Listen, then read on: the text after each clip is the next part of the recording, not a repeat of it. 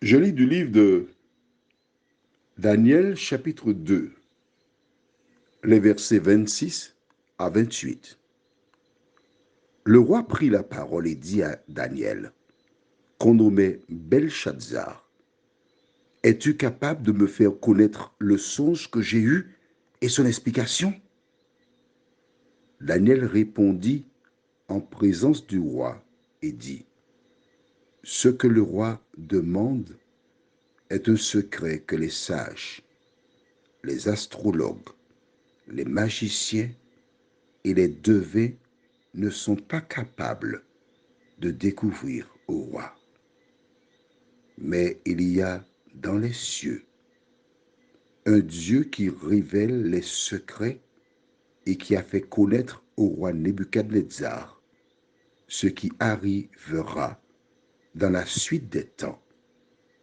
Voici ton songe et les visions que tu as eues sur ta couche. Prions. Notre thème, c'est les magiciens numéro 12. Notre Seigneur et notre Dieu, combien nous te sommes reconnaissants pour ta parole qui est claire. Voici Daniel qui dit à Nebuchadnezzar que les astrologues, les sages, les magiciens, les devins sont incapables. Éternel, merci pour ta parole. Permets qu'elle pénètre en nous, qu'avec cette référence, nous puissions revenir sur le livre de Daniel chapitre 2, prendre notre Bible tout seul, parce que nous avons maintenant certaines explications, lire pour nous sous l'influence du Saint-Esprit.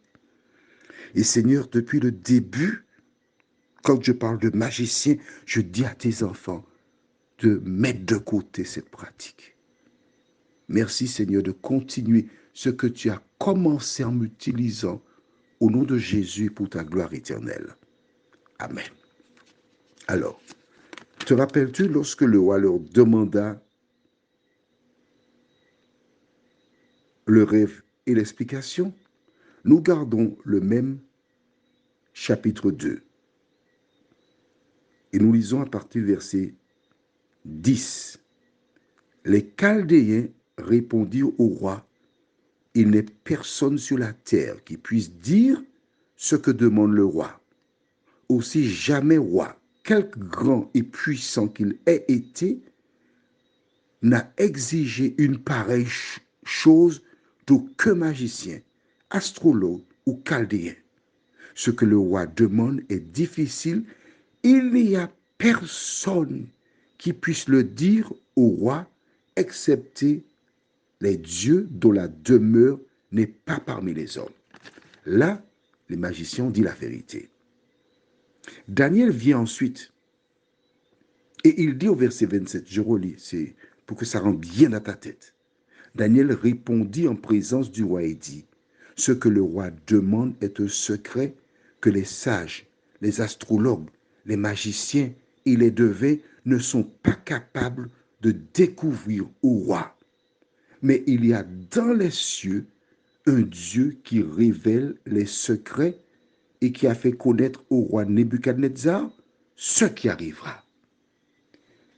Daniel a confirmé les propos des magiciens en disant ils sont incapables. Mais il y a dans le ciel, eux ils disaient des dieux, mais lui, Daniel, dit il y a dans les cieux un Dieu. Et c'est ce que je voulais que tu lises dans toute l'histoire des magiciens. Pourquoi? Nous revenons au livre de Genèse, chapitre 41. Et je lis au verset 14. Pharaon fit appeler Joseph. On le fit sortir en hâte de prison. Il se rasa, changea de vêtements et se rendit vers Pharaon. Pharaon dit à Joseph, j'ai eu un songe, personne ne peut l'expliquer, et j'ai appris que tu expliques un songe. Après l'avoir entendu, Joseph répondit à Pharaon en disant, « Ce n'est pas moi, c'est Dieu qui donnera une réponse favorable à Pharaon. » Deux hommes, deux époques différentes, même réponse, c'est Dieu qui donne la signification. Alors mon ami, aujourd'hui, c'est pour la dernière fois que nous parlons de magicien. Est-ce que c'est clair pour toi? Alors prions. Seigneur, tes enfants qui étudient la Bible savent que toutes les fois qu'une chose se répète deux fois, c'est que cela vient de Dieu. Nous avons vu en long et en large comment, du temps du roi de Nebuchadnezzar, Daniel fut celui qui donna au roi, le songe et sa signification. Nous avons vu aussi comment, en présence du roi de Nebuchadnezzar, que les magiciens, astrologues, devins et autres étaient des incapables. Préalablement, nous avons vu du temps de Pharaon qu'il en était de même. Et les deux hommes, Joseph et Daniel, nous apprennent que c'est l'Éternel seul qui révèle les secrets. Notre Père, notre Dieu, nous réalisons que véritablement la Bible est l'ouvrage que nous devons lire. Aide-nous, Seigneur, car tu nous parles. Un grand nombre de tes enfants ont dépensé des fortunes parce qu'ils avaient foi dans la sorcellerie. Seigneur, maintenant que ces derniers ont découvert dans ta parole la vérité, tes enfants se trouvent à une croisée. Obéir à la parole ou continuer à vivre dans le mensonge.